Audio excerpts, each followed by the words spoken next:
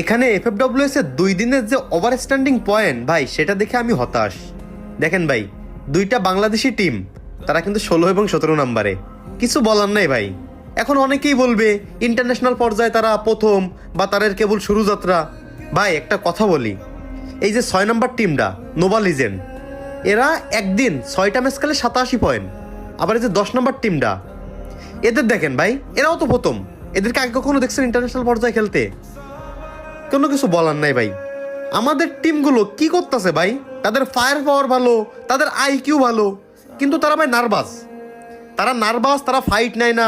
কি ভাই, এর চেয়ে ভাই জোন পুষার নিয়ে যাইতা তোমরা যেহেতু ফাইট নেও না, তোমরা জোন পুষার দিয়ে জোন পুশ করাইতা। গাইস, আমি কিন্তু এটা হেড দিয়ে বলতেছি না, এটা মানে আমি ভাই আর নিতে পারতেছি না। আমাদের টিম তো ভালো খেলে, কিন্তু কি করতেছে এগুলা? তারা ফাইট নিতেছে না কেন? তারা নার্ভাস ফিল করতেছে না কেন?